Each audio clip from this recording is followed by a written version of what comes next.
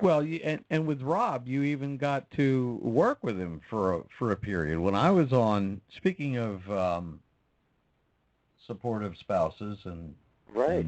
and such, I took an extended leave of absence from the Ravens, and you jumped in and you did a number of dates with those guys Yeah, we did a handful as of a dates. Raven.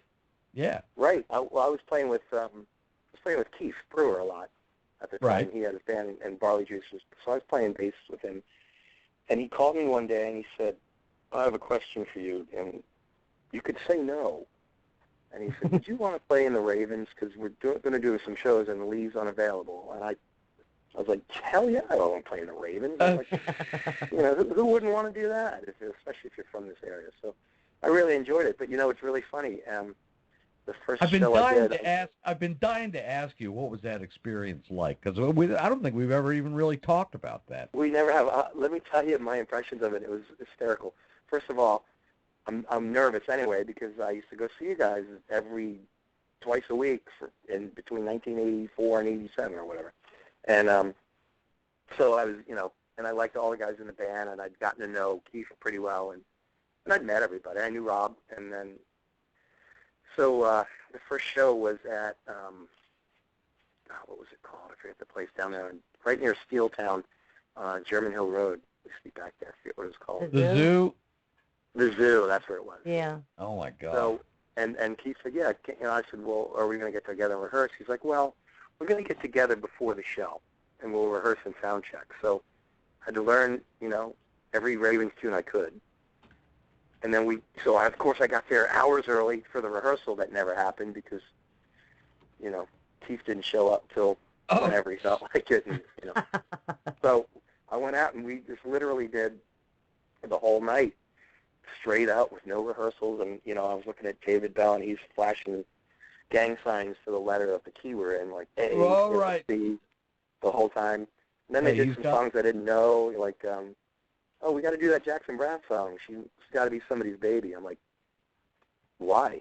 Like, well, it's on the same soundtrack. I was like, oh, somebody could have told me that. I didn't learn that one. So and the truth be told, Dennis, we never learned that one. We just started playing it. Oh, I see, yeah. But it was a great experience. I was actually, it was funny because, I get starstruck, even around, like, if you meet somebody, and I really loved the Ravens. So I remember calling my buddy Jeff, who had moved to South Carolina. I said, dude, I'm going to play bass with the Ravens. He couldn't believe it. He just couldn't believe it. And I couldn't either. It was a great experience. And then it's funny, I'll never forget this.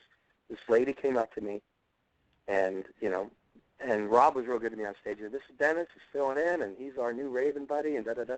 He even let me sing Twist and Shout or something. So, and then at the end of the night, some drunk lady came up. She said, you were fantastic. and I went, thank you. She said, I still would rather see Lee. I said, well, I'd rather see Lee, too. I'm a big Ravens fan. What a buzzkill. But no, it was funny because she was, she had beer breath, so it's hysterical. Oh, okay. Anyway, that was a throw. He remembers that. Yeah.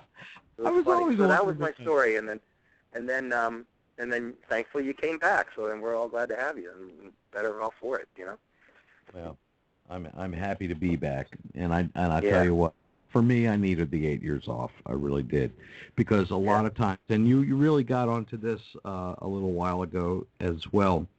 For me, I kind of lost sight of what was really important. And, you talk about Starbelly, you guys aren't making a lot of money, and there's no fighting over. Not that there was in the Ravens. I don't want to, cast those misconceptions.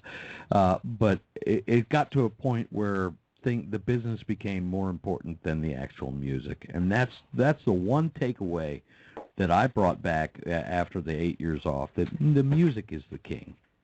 For sure. The song rules. The song is what makes the difference. Isn't that the truth? I mean, isn't when you hear, when you hear a song and it grabs you for whatever reason, whether it's the hair stands up because of the harmonies or the hook, that's really what it is. Nobody's listening to your band because you're rich. I don't listen to the Beatles because Paul McCartney has a lot of money. I listen to it because it's the best stuff ever laid down, So or the Stones or the Kinks or anybody for that matter.